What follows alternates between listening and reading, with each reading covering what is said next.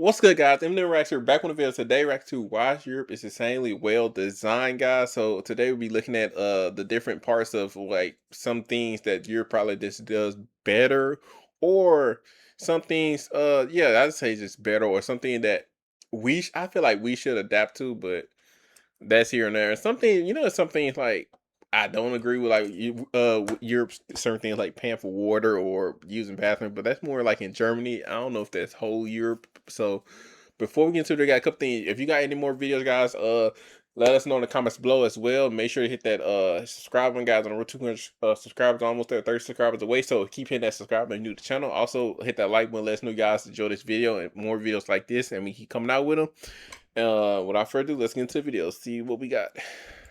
Of Europe's mass transit railway system across 33 countries. The yellow lines indicate the presence of a train line, and as you can see, it's very dense. There are hardly any spaces where there isn't any coverage for railways. Now, if we compare this to a map of railroad tracks in the US, it's a different story. While parts of the US have some good mass transit, there are large areas of the country which isn't covered by Amtrak, the nation's largest passenger railroad service. But let me show you another map, this time of high-speed rail in Europe. Now obviously, high-speed railways aren't going to be as common as regular speed railways, as they require excellent design, strict planning, and massive investment.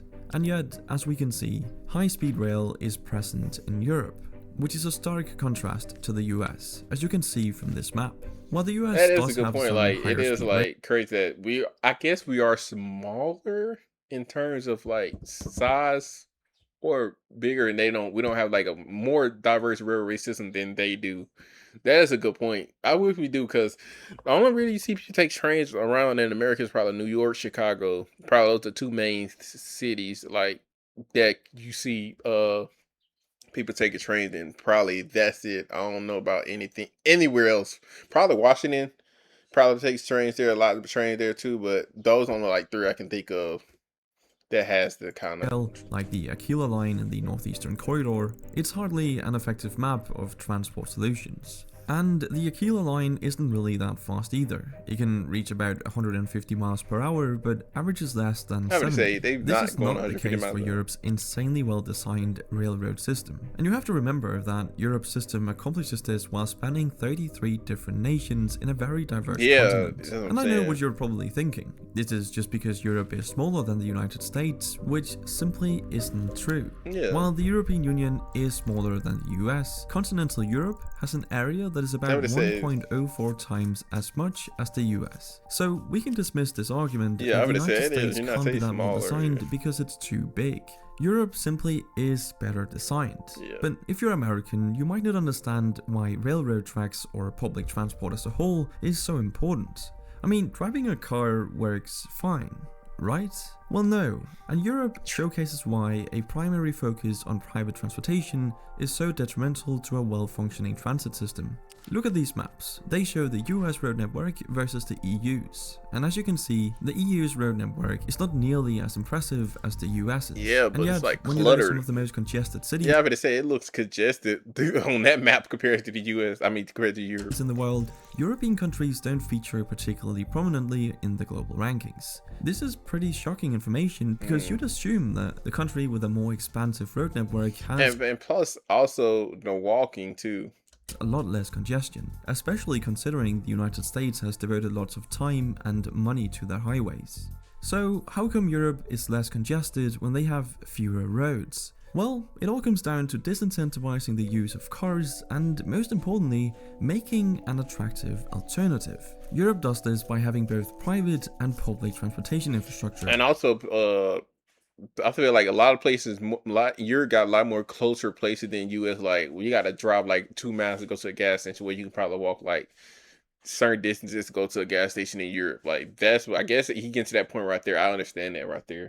Which technically the US has as well, it's just a lot worse. But on top of this, Europe makes it pretty expensive to buy, own, and use a car. This is achieved by having high taxes on vehicles and gasoline. Really? In fact, here's a map of worldwide gasoline prices. As you can see, European nations are in the top rankings, while the US lies at the bottom, charging very little. But let me be very clear, it's only a good idea to make it expensive to drive a car if you have an attractive alternative, which America doesn't, but Europe does. I mean, obviously this wouldn't work in the US with its current transportation infrastructure. But that is a good point, that you need a car, so they make it probably more accessible because you need one in the United States. And you really don't need one in Europe because you got more accessible things like buses, trains, like he said. In Europe, this is a great strategy because you make the roads less congested for those who actually need them and give everyone else an affordable and efficient alternative, being Europe's amazing public transport like the trains on the railways. This is arguably the better strategy because even though the vast majority of Americans have access to vehicles at around 91% and gas is comparatively cheap, it still leaves 9% who don't have access to vehicles. Jeez. What are these people who can't afford a car supposed to do? I mean, sometimes public transport isn't even an option or simply too expensive for many. So you've now actively excluded those who aren't exactly the most well off from society. To make matters worse, some US cities actually got rid of their public transport to make room for more cars. I'm not joking. American streetcars like trams were actually removed to make way for bigger roads. Absolutely insane. Compare that to Oslo, Berlin and Madrid, where discussions are underway to restrict or even exclude most cars from the city center. And let's not forget that when you have cars, you also need somewhere to park them. And this is where things start to become rather ridiculous. You see, the United States has 2 billion parking spaces for 250 million cars. That's 8 parking spaces per vehicle. It's more than how many cars they got. It's pretty much a 1-to-1 with around 250 million public parking spaces for 300 million cars. But to emphasize the ridiculousness of this even further, the area that the US dedicates for car parking is actually larger than the area dedicated for housing people. Really? It's honestly unbelievable that people are being squeezed That is out of America. Crazy statistic that is. That is interesting to think about. Wow.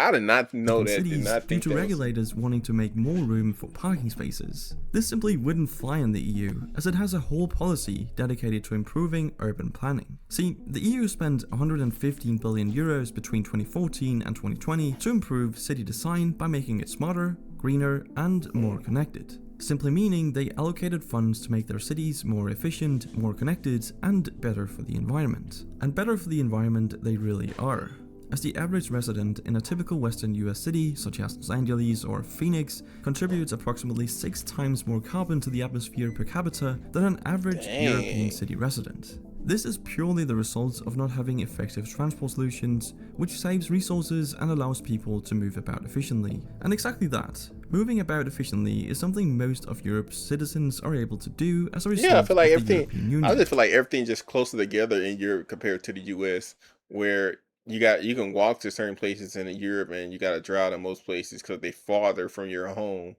in the US. See, most of Europe's nations are in the European Union, which gives the EU citizens a number of perks, which includes a free travel area. This has been one of the most important achievements of the EU, as it makes it possible for an EU citizen to travel freely to other EU member states and stay for up to 3 months. All they need is a passport or even just an ID card. No visas, no trips to embassies, no form filing, just head straight over. This makes it incredibly easy to travel, study, and work in other countries and communities. And having this level of centralization is very important to good design, as it gives the smartest people the opportunity to work where they are most useful. That is a good point, yes. And since good design obviously requires you don't have to worry about travel costs. That is a good point you're making right there. Complicated problem solving and planning, this is very smart. Another smart thing is the incredible biking infrastructure we see in Europe, perfectly illustrated by this map of bike path density in Europe. All the purple lines are bike paths, and we even know that in Germany, on one video, like Germany had their own like bike lane, like literally on the sidewalk, like it's separate between the two. Clearly a lot of them, especially towards the left side of the map, but that's just because this is the home of the Dutch, the Netherlands. Now, the funny thing is, I won't be able to compare this to a map of bike path density in the United States, because such a map hasn't been made. At least I wasn't able to find any, and I can only wonder why. But anyway, what Europe and also the European Union has achieved is pretty remarkable, as it's hard to think of another set of such diverse countries where you would be able to travel so freely, in an efficient and inexpensive manner. I mean, you can literally get from Paris to Amsterdam, for example, in just 3 hours for around Really? $30. God dang, Imagine it's being able just to 30. travel all over I would Asia. say, imagine doing that USA like costing like at least 200, bro. From they just like New York to I don't know what would be that kind of hours on the train. Without any border crossings, checks, or visas, and being able to stay for months at a time. That would be truly amazing. And let's not forget that European design has always been distinctive and very successful. In fact, the continent's history of design and interconnectedness serves as a model for the rest of the world. But even though Europe and the EU are pretty great and have amazing infrastructure, they obviously aren't perfect. And I'd love to hear some of the reasons it might not be, so leave a comment down below if you have some thoughts on this. But that's it for this video. Thank you for watching, and I'll see you in the Yeah, I honestly think at the end of this video, like I feel like what he gets perfect points. Like it just distance between everything is so much shorter in Europe than it is in the US, and you need cars to travel much, and the lack of like subway to going to place state to state and stuff like that. I feel like we need more like that in the US, but because you only got that in certain cities, and that's gonna take you to certain like in certain like New York, take you to certain blocks and stuff like that, and certain yeah, certain neighborhoods and stuff like that. So yeah, I feel like that's what we need in the US, more like European structure and places being closer together, so we don't have to like use a we can walk to the place and stuff like that. So hope you guys enjoyed the video, guys. Again, guys, hit that subscribe button to the channel, guys.